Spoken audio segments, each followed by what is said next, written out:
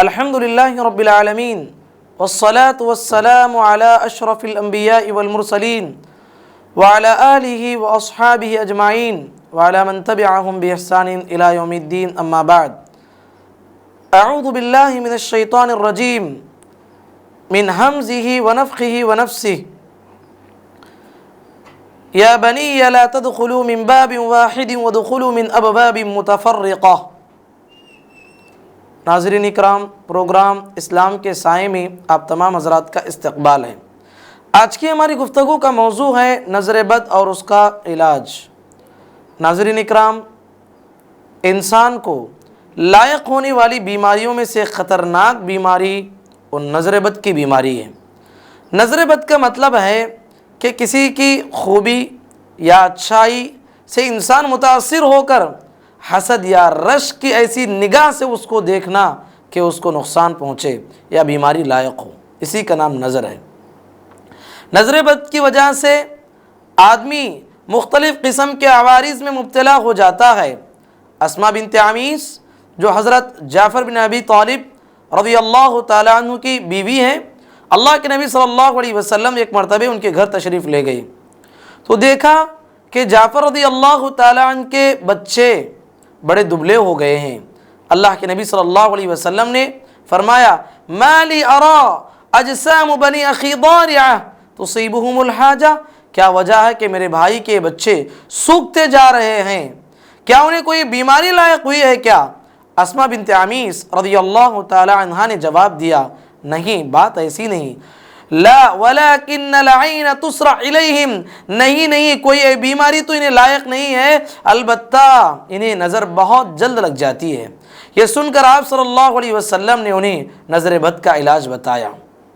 تو اس لحاظ سے نظر انسان کو لگ جاتی ہے۔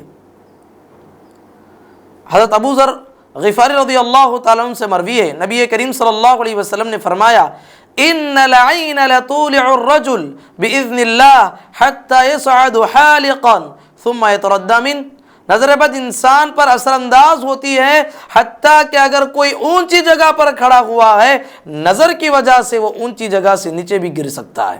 بسا اوقات نظر بد کی وجہ سے انسان کو موت بھی واقع ہو سکتی ہے۔ نبی کریم صلی اللہ علیہ وسلم کی یہ حدیث سلسلۃ الاحادیث الصحیحہ میں علامہ ناصر الدین البانی رحمۃ اللہ علیہ نے ذکر کیا ہے۔ اللہ کے نبی صلی اللہ علیہ وسلم فرماتے ہیں اکثر من یموت من امتی بعد قضاء اللہ وقدرہ بالعین، تقدیر کے فیصلے کے بعد میری امت کے جو لوگ زیادہ سے زیادہ جس بیماری کے شکار ہو کر مر جائیں گے، جس بیماری میں مبتلا ہو کے مر جائیں گے، وہ نظر بد کی بیماری ہوگی۔ اللہ کے نبی صلی اللہ علیہ وسلم نے ایک حدیث میں بھی فرمایا الحق العین حق العین حق لو کان شیء سابق القدر لسبقته العین، کہتے ہیں کہ نظر بد کا لگنا برحق ہے، اور اگر تقدیر کو پلٹانے کی کسی کے اندر طاقت ہوتی تو نظر بد میں ہوتی۔ یہ الگ بات ہے کہ نظر بد کو بھی تقدیر کے ماتحت رکھا گیا ہے، لیکن اس بات سے اس حدیث سے تو یہ بات ضرور واضح ہوتی ہے کہ نظر بد جس کا بڑا انسان پہ اثر ہوتا ہے۔ یہی وجہ ہے نبی کریم صلی اللہ علیہ وسلم اللہ سے نظر بد سے پناہ مانگا کرتے تھے۔ استعیذوا باللہ من العین فإن العین حق، نبی صلی اللہ علیہ وسلم نے حکم دیا کہ لوگوں اللہ سے پناہ طلب کرو نظر بد سے، اس لیے کہ نظر کا لگنا حق ہے۔ نبی کریم صلی اللہ علیہ وسلم نے اس حدیث میں میرے لیے اور آپ کے لیے حکم دیا ہے کہ ہم اللہ سے نظر بد سے پناہ مانگتے رہنا چاہیے۔ آئیے ہم جانتے ہیں نظر بد کے اسباب کیا ہیں۔ نظر بد کا سب سے بڑا سبب عام طور پر حسد ہوتا ہے۔ اللہ تبارک و تعالیٰ نے نبی کریم صلی اللہ علیہ وسلم کی نبوت و رسالت کا جو عظیم منصب آپ کو عطا کیا تھا، اس کی وجہ سے کفار و مشرکین حسد کیا کرتے تھے۔ اسی حسد کی بنا پر آپ صلی اللہ علیہ وسلم کو ان کی نظر لگنے کا بہت زیادہ امکان تھا۔ اسی لیے اللہ تبارک و تعالیٰ نے سورۃ القلم کی آیت نمبر 50 پر 2 میں فرمایا، آخری آیتیں 2 آیتیں ہیں، وَإِن يَكَادُ الَّذِينَ كَفَرُوا لَيُزْلِقُونَكَ بِأَبْصَارِهِمْ لَمَّا سَمِعُوا الذِّكْرَ وَيَقُولُونَ إِنَّهُ لَمَجْنُونٌ، اور قریب ہے کہ کافر اپنی تیز نگاہوں سے آپ کو پھسلا دیں جب کبھی وہ قرآن کو سنتے ہیں۔ علامہ ابن کثیر رحمۃ اللہ علیہ اس آیت کی تفسیر کرتے ہوئے فرماتے ہیں وفی هذه الآیت دلیل علی ان العین اصابتها وتأثیرها حق بامر اللہ عز وجل۔ وہ کہتے ہیں کہ اس آیت سے معلوم ہوتا ہے کہ نظر بد کا لگنا اور اس کا اثر انداز ہونا باذن اللہ یقینی امر ہے۔ تو یاد رکھیے نظر بد انسان پہ اثر انداز کرتی ہے۔ نظر ایک ایسا سبب ہے، انسان اگر بے لگام حیرت و تعجب کا اظہار کرتا ہے تو انسان کو یہ نظر لگ جاتی ہے۔ آئیے ہم جانتے ہیں نظر بد کی قسمیں کیا ہیں۔ نظر بد کی قسمیں علامہ ابن قیم رحمۃ اللہ علیہ فرماتے ہیں نظر بد کی دو قسمیں ہیں، ایک کا تعلق انسان سے ہے اور دوسرے کا تعلق جنات سے ہے۔ ابو سعید خدری رضی اللہ تعالیٰ عنہ سے روایت ہے، وہ فرماتے ہیں کان رسول اللہ صلی اللہ علیہ وسلم یتعوذ من عین الجان وعین الانس، سنن نسائی کی روایت ہے۔ فرماتے ہیں کہ نبی کریم صلی اللہ علیہ وسلم پناہ مانگا کرتے تھے نظر بد سے، انسانوں کی نظر سے اور جنات کی نظر سے اللہ کے نبی صلی اللہ علیہ وسلم اللہ کی پناہ مانگا کرتے تھے۔ امام بغوی رحمۃ اللہ علیہ فرماتے ہیں کہ جناتی نظر نیزوں کی نوک سے زیادہ تیز ہوتی ہے، اس قدر انسان پہ اثر انداز کرتی ہے۔ اکثر انسان دوسروں کی نظر بد کا شکار ہو جاتے ہیں، مگر یاد رکھیے بسا اوقات انسان کو خود اس کی نظر اسے لگ جاتی ہے۔ مجھے میری کوئی چیز بھری لگی، میری نظر مجھے لگ سکتی ہے اگر اسلام کے آداب کو میں نہ اپناؤں۔ تو اللہ کے نبی صلی اللہ علیہ وسلم نے ہمیں حکم دیا ہے اپنی کوئی چیز ہمیں پسند آئے یا ہم خود اپنی خوبصورتی کو ہم دیکھتے ہیں، ہماری کوئی چیز ہمیں پسند آتی ہے تو شریعت نے کہا برکت کی دعا دیں، یا ہمارے کوئی بھائی کی کوئی چیز ہمیں پسند آتی ہے تو ہمیں برکت کی دعا دیں، ورنہ اسے بھی نظر لگ سکتی ہے۔ اللہ کے نبی صلی اللہ علیہ وسلم نے فرمایا اذا رأى احدكم من نفسه او ماله او من اخيه ما يعجبه فليدع له بالبركه فان العين حق۔ نبی کریم صلی اللہ علیہ وسلم نے فرمایا جب تم میں سے کسی کو اپنا نفس یا اپنا مال یا اپنے بھائی کی کوئی چیز بھلی لگے تو اسے چاہیے کہ برکت کی دعا دیں، کیونکہ نظر کا لگنا حق ہے۔ سورۃ الکہف میں ایک واقعے کو ذکر کیا گیا، ایک آدمی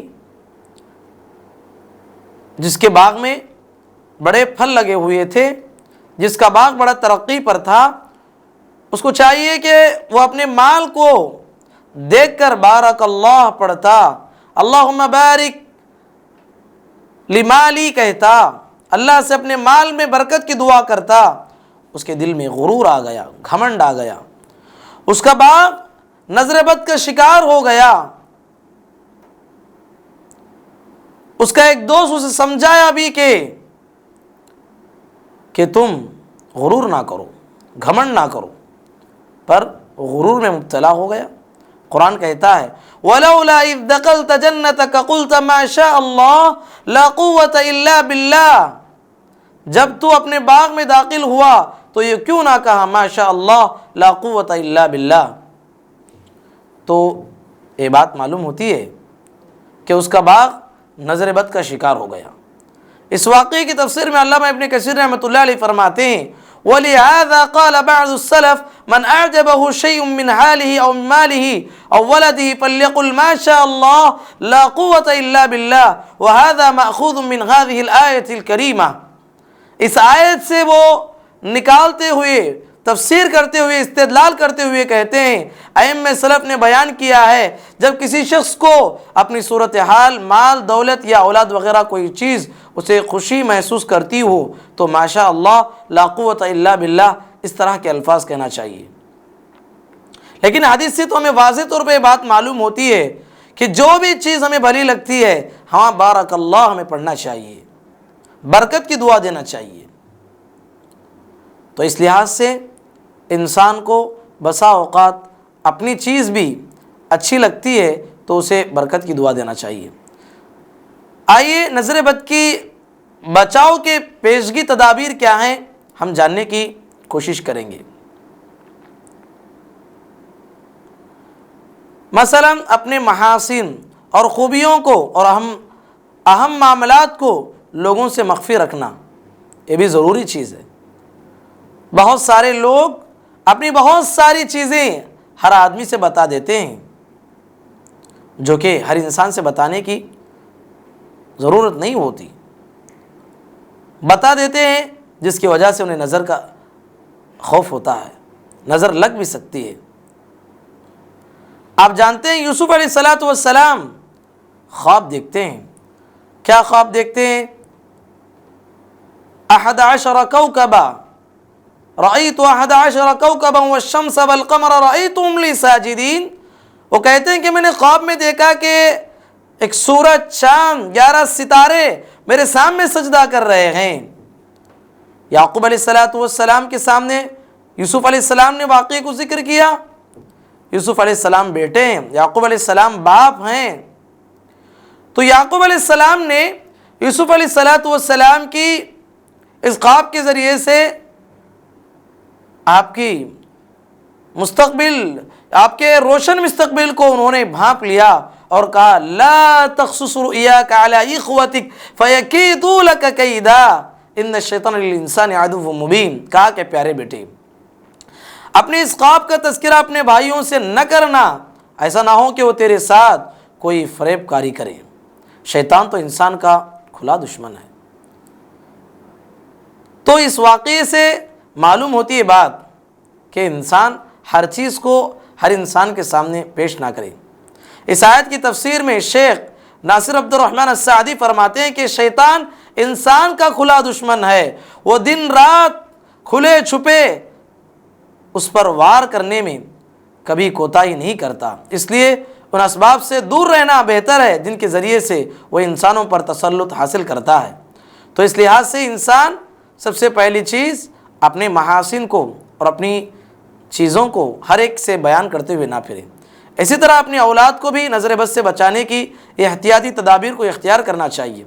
یعقوب علیہ السلام اپنے بیٹوں کو قحط سالی کے زمانے میں غلہ لانے کے لیے مصر روانہ کرتے ہوئے انہیں نصیحت فرمائی، جو کہ ابتدائی میں نے آپ کے سامنے آیت پڑھی تھی۔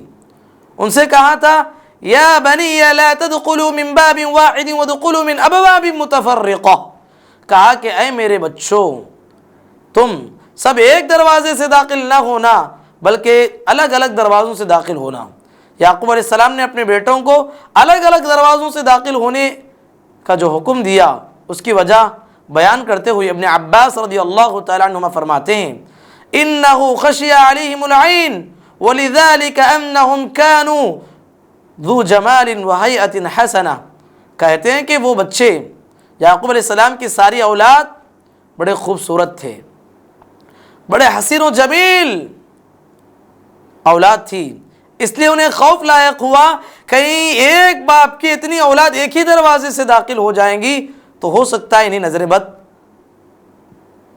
لگ سکتی ہے یا نظر بد کی شکار ہو سکتے ہیں، اسی لیے کہا گیا کہ الگ الگ دروازوں سے داخل ہو جاؤ۔ تو اس سے بھی ہمیں استدلال کر سکتے ہیں نظر بد انسان کو لگ سکتی ہے۔ اسی طریقے سے آپ جانتے ہیں ایک مومن بھائی کی کوئی بھی چیز ہمیں پسند آتی ہے اس کے لیے ہم برکت کی دعا دینا چاہیے۔ یہ میرے لیے اور آپ کے لیے ضروری ہے۔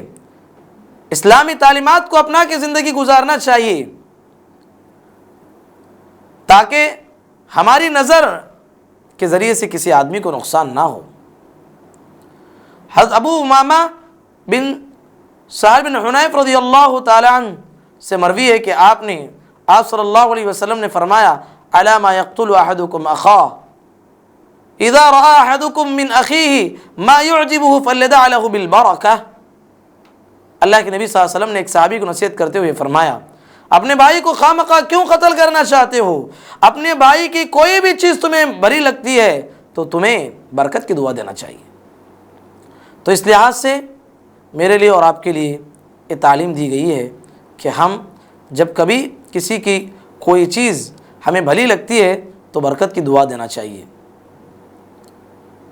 اللہ کے نبی صلی اللہ علیہ وسلم کی زندگی کو تھوڑا غور کیجیے۔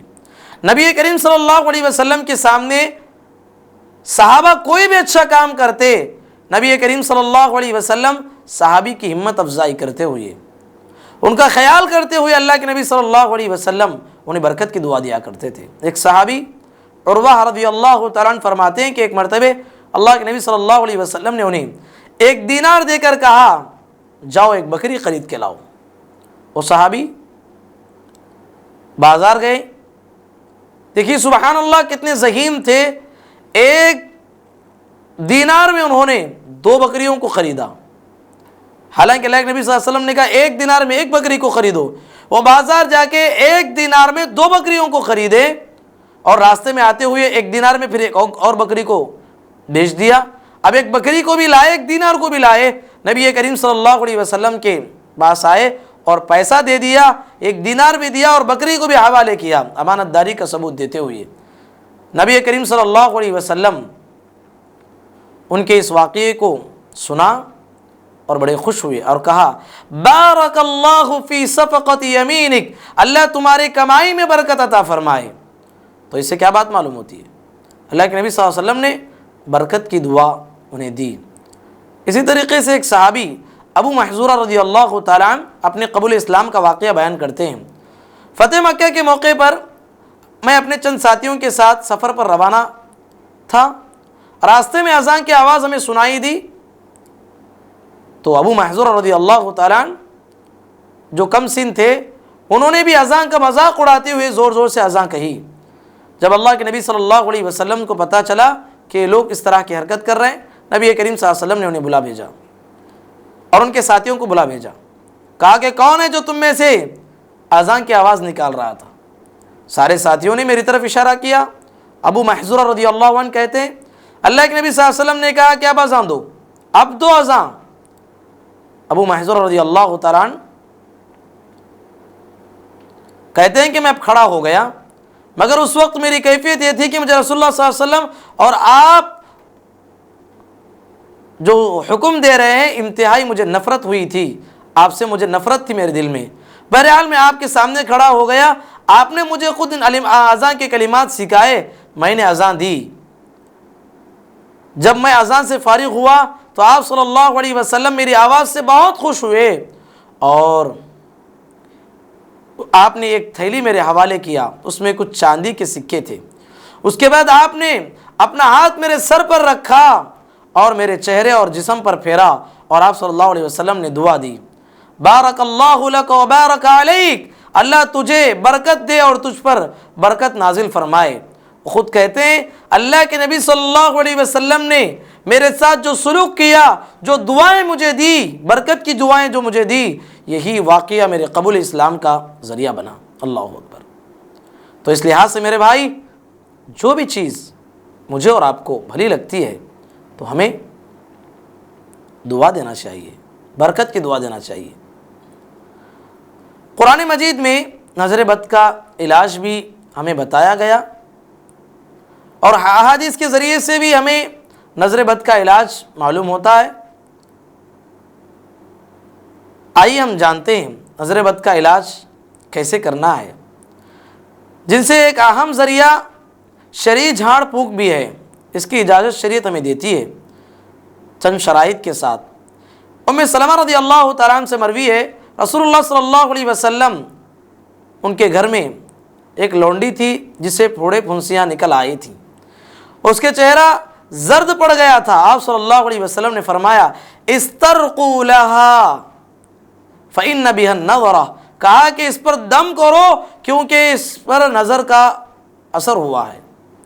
صحیح مسلم میں انس رضی اللہ عنہ سے مروی ہے آپ صلی اللہ علیہ وسلم نظر بد، بخار، پھوڑے پھنسی کے امراض کے جھاڑ پھونک کی اجازت خود آپ صلی اللہ علیہ وسلم نے دی ہے۔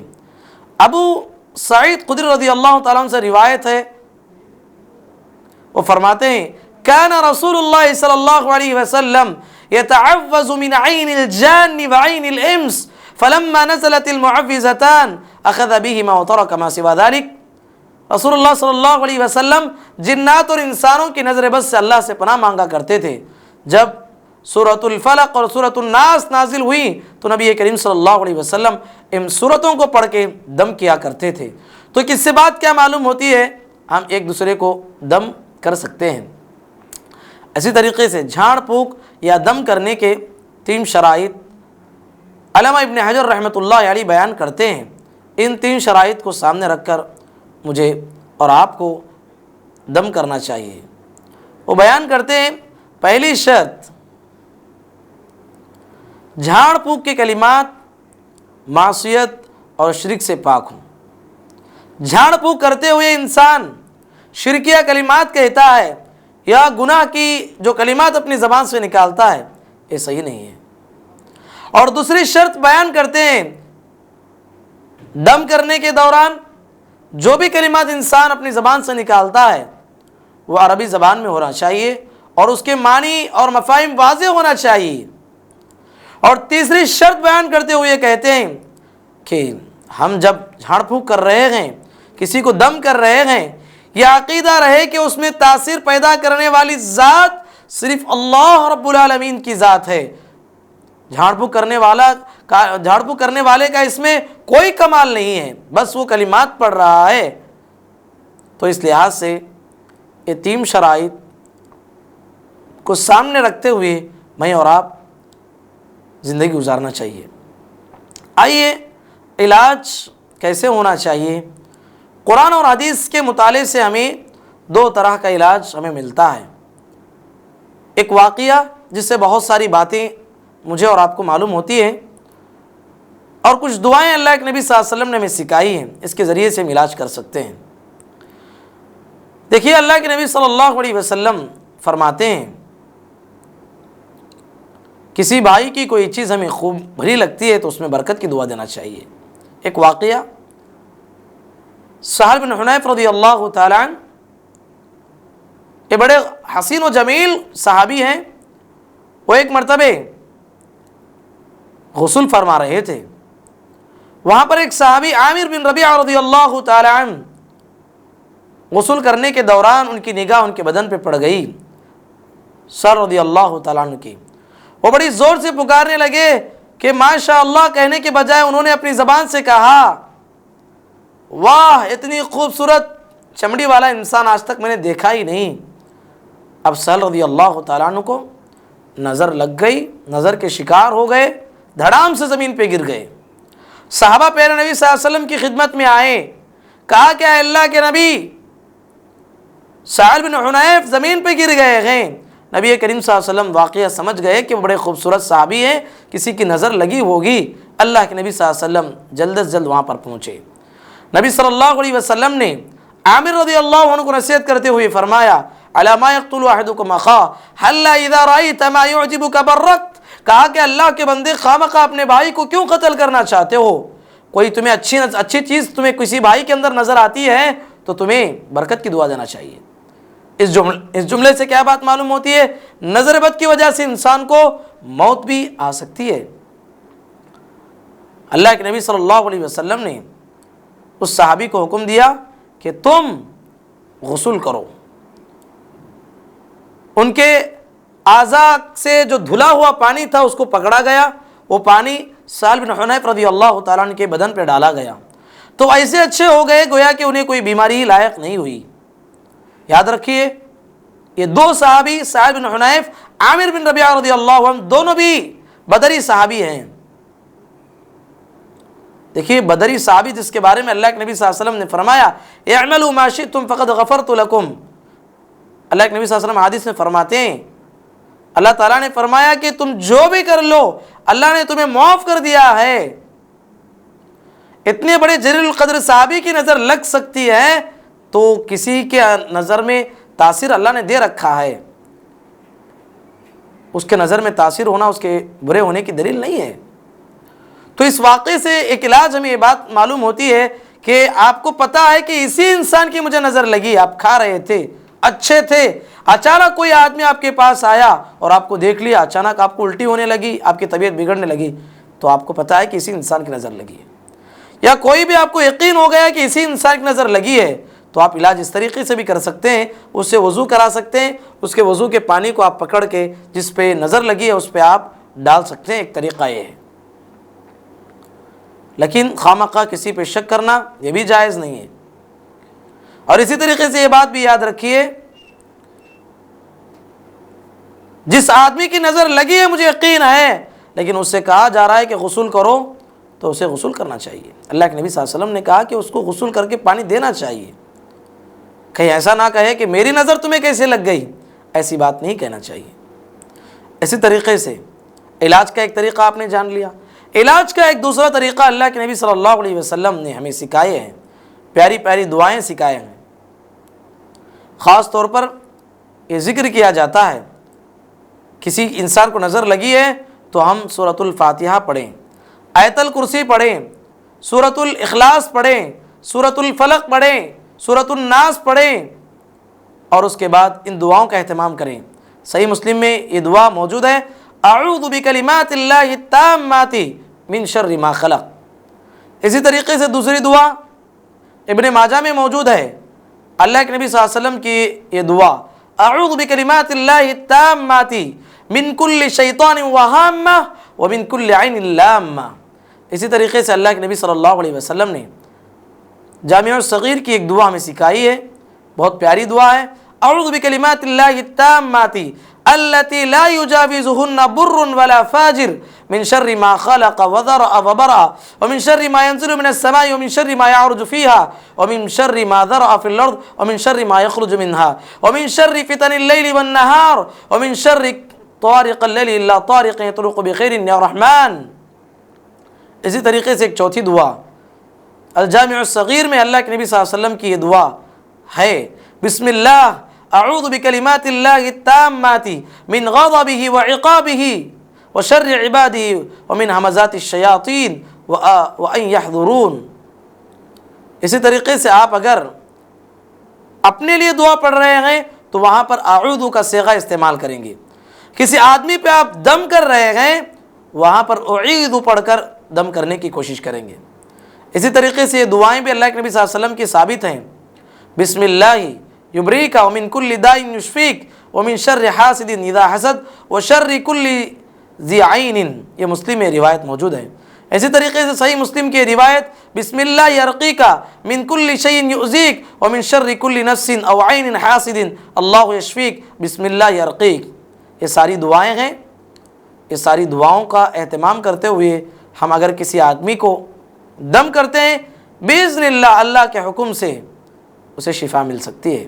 تو ناظرین اکرام، میں نے آپ کے سامنے قرآن اور حدیث کے ذریعے سے، صحیح احادیث کے ذریعے سے میں نے آپ کے سامنے نظر بد کیا ہے اور اس کا علاج کیا ہے، ساری تفصیلات میں نے آپ کے سامنے رکھنے کی کوشش کی ہے۔ اللہ تبارک و تعالیٰ سے دعا ہے اللہ تعالیٰ کہنے والے اور سننے والوں کو، پروردگار ہم تمام کو اسلامی تعلیمات کے مطابق زندگی گزارنے کی توفیق نصیب فرما۔ اللہم آمین، وآخر دعوانا ان الحمد للہ رب العالمین۔